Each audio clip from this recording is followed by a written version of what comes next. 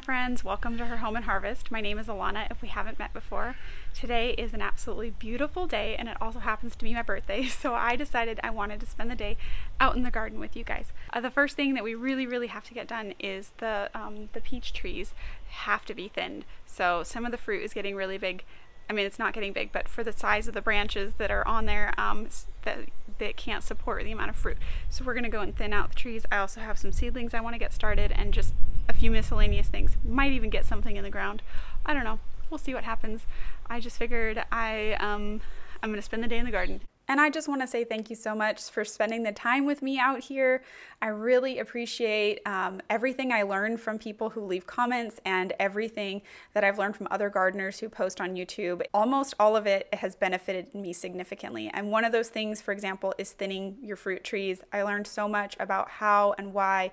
And so I just wanted to explain really quickly why I thin my fruit trees and what I have learned from other gardeners. The first and most important reason, in my opinion, is because if you let so many fruit grow on your tree, the weight of it could break your branches. The second reason is you will probably get bigger, better fruit if you take off some of the other fruit from the tree so that it's not splitting its energy amongst so many different fruits.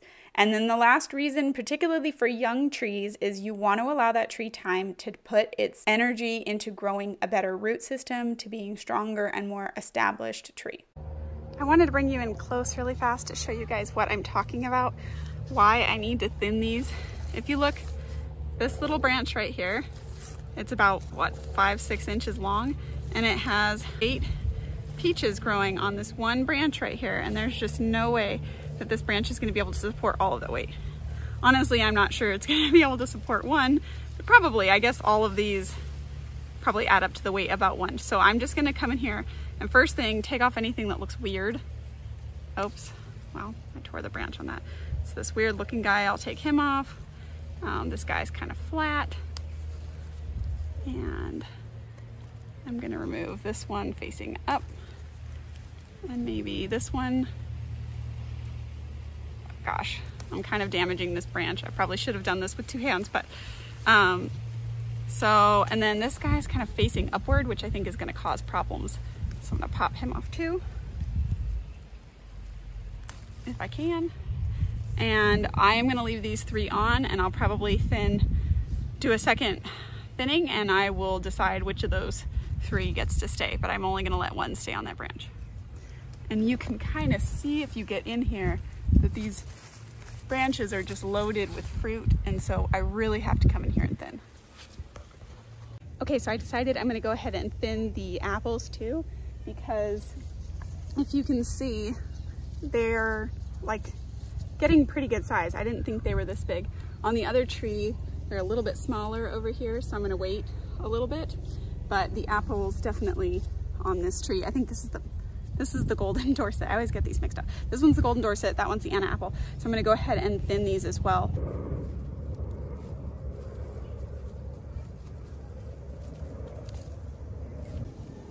And this is what happens when you try to prune one-handed.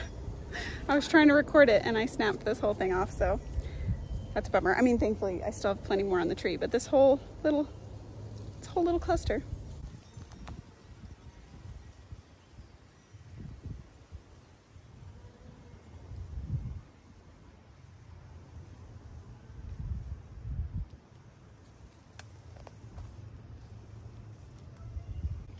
I wanted to show you the pluots really quick. They are not ready to be thinned, but you'll see they obviously are going to need to be if you see how tight they are. The reason I don't like to thin them when they're this small still is because some of these tend to fall off, and I would hate to like thin 5 of these and then find out the 5 I left behind are the ones that were gonna fall off. So I usually just wait. I don't really know if that's like recommended, but it's worked well for me, because as you can see, this plant will be loaded if I left them all on there. There's so many. So yeah, that's just what I do with my pluots. Okay, so we thinned off about 150. There's a little bit more than 150 peaches and a little bit more than 30, I think it was like 33 apples. Of course, half of those were accidentally thinned. So yeah, I'm going to have to come in on both of these trees, well, all of my trees, and thin again, but I try to do a second thinning. The smaller ones are from my August Pride Peach, and the bigger ones are from the Eva's Pride Peach. So yeah, I'll come back in and do a second thinning because this definitely did not take off enough. But 150 for the first thinning, I guarantee you I took off about a quarter, if not less, of what was on that tree. So I'm sure I'm gonna have to pull off at least another 100, and then I'll probably have to pull off another 20 or so off of the Golden Dorset apple, and then we'll have to thin the Anna apple probably in the next few weeks. So now we're gonna get started with up potting some of these and putting some of these in the ground. This is one of my favorite things to do in the garden, is just start getting things in the ground. Unfortunately, I have planted a few sets of cucumbers and they have all really struggled. And the one that was here before, I lost to the same thing that I lost all my other ones to, and that is pill bugs, or as some people like to call them, roly-polies. And so I am trying to use this Sluggo Plus. It was recommended by another gardener on YouTube, and it's been a week since I posted this video. It's been a week since I recorded this video, and it has worked, you guys. So I'm really happy, and I want to just say thank you to everybody who recommended it to me a million times. Thank you. You saved my cucumbers this year. Okay, this is why it's important to label your plants. I'm not sure if this is a pumpkin or if it's a cucumber. I'm going to pretend it's a cucumber. We're going to plant it here. I'm going to plant 2 cucumbers, and I guess if it starts going nuts, I'll have to pull it out. But I didn't label it, so I'm not sure what it is. But I have 2 that I think are cucumbers I'm going to put here. I've planted cucumbers here twice already, and both of them, if you can see this, just got completely eaten by pill bugs. So I am going to go ahead and attempt to use the Sluggo Plus. We'll see what happens. And I just wanted to specify that I don't plan on using this ongoing. This is just for the time of planting when your seedlings are so vulnerable, and you know, I don't mind if the pill bugs are eating part of my plants. Usually they survive great, but the little seedlings can't take it, so it's helped a lot. I do want to mention that this is an organic pesticide. It's OMRI certified, but that being said, I don't want to affect the beneficial bugs in my garden by continuously putting this down, so I'm just going to put it down the first time that I plant something. I also wanted to mention, if you guys have been watching my previous videos, I know some people have been wondering why I keep my seedlings outside just in a big clear bucket like this. The first reason is because I have a toddler indoors and I don't really have a good place to keep a lot of seedlings indoors. I have a very small space available to me. But the second reason is they do really well, at least in my area with my current temperatures, outside in this bin. The bin is tall enough to kind of protect them from the crazy winds we have, but it's clear, so it lets in a lot of light and it keeps them warm. And because I leave the top open, they don't get too hot, and that has worked really well for me.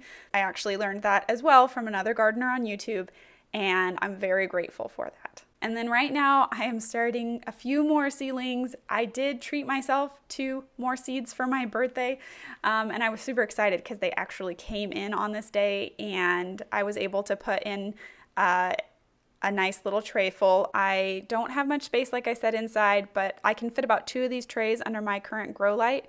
So I wanted to get some started, and I'll show you at the end all of them individually so you can see the names of each of them. I've grown all of those things before, but I've never grown these varieties. So I'm really excited to try some new things out. And I was happy to support a local seed company, which I can link below if you're interested where I got these seeds. I will tell you they germinated amazing. I was super excited. Everything germinated except for one of the cells. I didn't get to watering the tray fast enough, and so one of the cells in the middle, I think this tray kind of lifts up a little bit in the middle, so one of the cells in the middle dried out, and those seeds didn't germinate, but everything else did.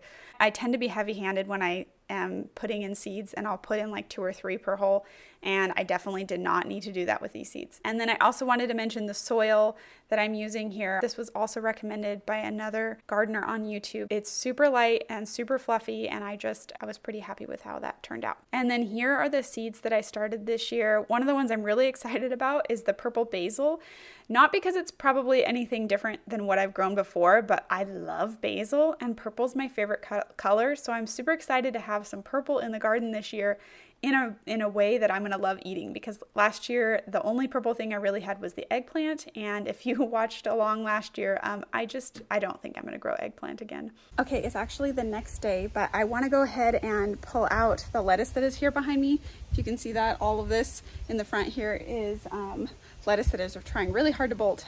This half the spinach is already bolted, and a few of the lettuce have like kind of started, but I figured we're not going to use it till tomorrow. I'm having some family over, but it's going to last better in my fridge than out here because it's supposed to get pretty hot today. It's going to be like it's going to be like 75, but that's hot for lettuce.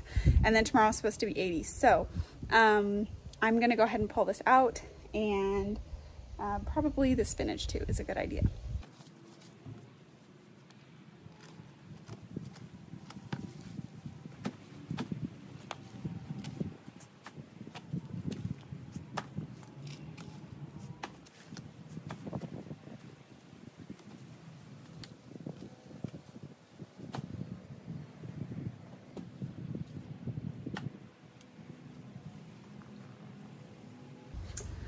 Okay, that was a ton of lettuce. So now what I'm gonna do is take, I don't know if this is a good idea, but I'm gonna try it. I'm gonna take all these leaves out here that I'm obviously not gonna eat, and I'm gonna kind of apply them as like a mulch on top of the planters here, because they seem to be drying out really fast, and I haven't had a chance to go grab some mulch yet. So I just figured, why not use this? It'll probably break down really quick, but at least it'll hold me off until I need it. And like, I'm just gonna throw it in the compost anyway.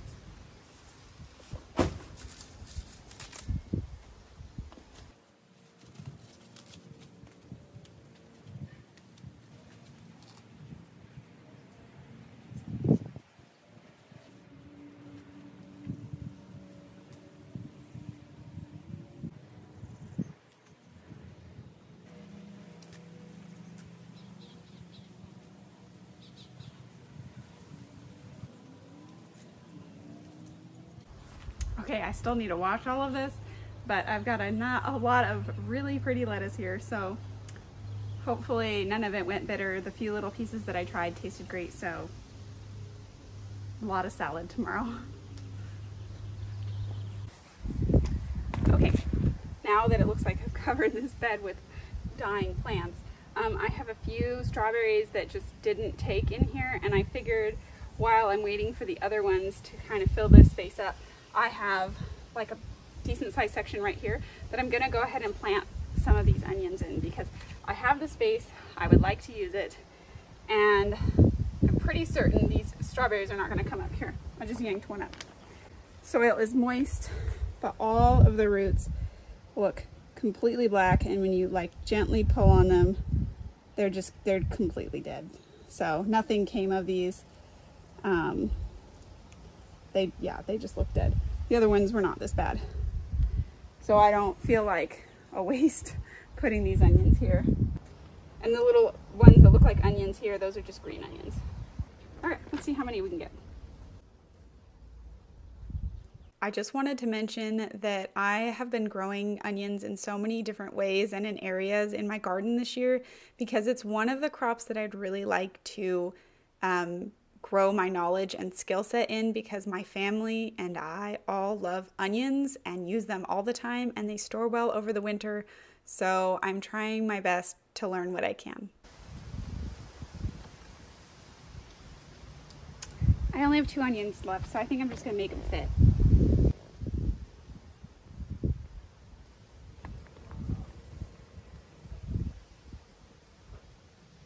Okay. It's kind of hard to see which ones are the onions and which ones are the green onions. So it looks like they're planted a little tighter together than they should be, but like this is a green onion, this is green onion, this is green onion, this is green onion. I think this is green onion too, and I know this is green onion. I think that's pretty good for now, and I don't feel so bad that I lost all those strawberries. Okay, I think everything's pretty much done. We've got the hideous looking mulch made of leaves, but it's fine with me, and hopefully it works while I'm still working on getting the mulch that I would like to have. And yeah, I think it was fairly productive between yesterday and today. So I'd love to hear what you guys are doing in your gardens right now. Are you planting? Are you starting seeds? Are you harvesting? You know, I feel like we're in Southern California, we're able to do a little bit of all of that right now. It's a great time of the year. I'm super excited for the next couple months. And yeah, thank you so much for joining me. I really appreciate that you guys come and hang out with me in the garden, and I hope to see you again next time. I will be posting a April garden tour. I post monthly garden tours so you can just kind of see the progress. I don't want to just show it to you when it's pretty imperfect, because that is not what our gardens look like all the time. So if you would like to subscribe and see each of the monthly tours, you're welcome to join in, and I hope to see you. And yeah, all right, I will talk to you guys in a couple weeks. Thanks, bye.